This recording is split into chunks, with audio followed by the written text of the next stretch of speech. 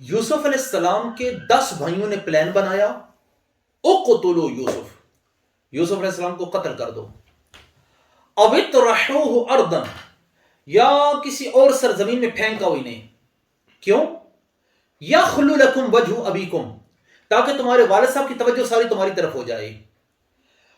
حضرت یعقوب علیہ السلام کے 12 بیٹے تھے. یوسف علیہ السلام اور بنیامین یہ آپس میں 2 سگے بھائی تھے، باقی 10 آپ کے ستیلے بھائی تھے. اب یعقوب علیہ السلام کو معلوم تھا کہ میرے بعد نبوت حضرت یوسف علیہ السلام کو ملنی ہے، اس وجہ سے آپ کی زیادہ توجہ حضرت یوسف علیہ السلام پر تھی. باقی بھائیوں کو یہ بات اچھی نہیں لگتی تھی. انہوں نے کہا والد صاحب ہمیں توجہ نہیں دیتے ہیں، یوسف کو بہت زیادہ توجہ دیتے ہیں، اس پر بہت زیادہ متوجہ رہتے ہیں. تو انہوں نے پلان بنایا کہ یوسف کو قتل کر دو یا دور کی سرزمین میں پھینکاؤ تاکہ والد صاحب کی ساری توجہ تم پر ہو جائے. اب چونکہ یہ نبی کے بیٹے تھے، نبی کی اولاد تھی، اب انہیں پتا تھا یہ کام بہت غلط ہے.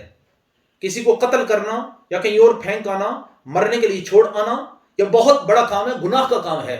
ساتھ میں یہ اپنے دل کو تسلی دینے کے لیے کہنے لگے وَتَكُونُ مِن بَعْدِهِ قَوْمًا صَالِحِينَ، اس کے بعد تم نیک بن جانا، استغفار کر لینا، اللہ سے توبہ کر لینا، نماز ہوگی، مصلے ہوں گے، ہم ہوں گے، نیک بن جائیں گے.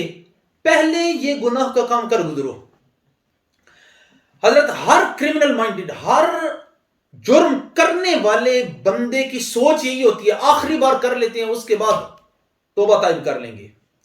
لیکن حضرت جب یہ نبی کے بیٹوں نے حضرت یوسف علیہ السلام کو کنعان کے کنویں میں ڈالا، اللہ تعالیٰ نے سب سے پہلی سزا ان کو یہ کی کہ یہ 40 سال تک ان لوگوں سے توبہ کرنے کی توفیق چھین لی.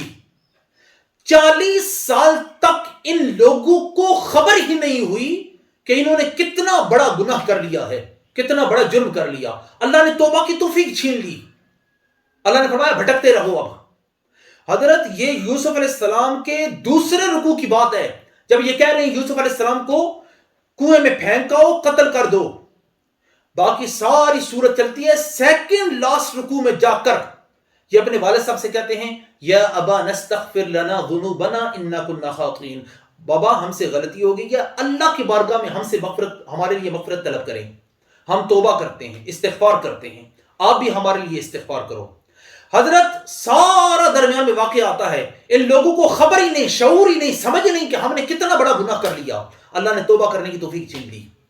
حضرت گناہ کرنا اس امید پہ کہ کبھی توبہ کر لیں گے، بہت بری بات ہے، بہت غلط بات ہے.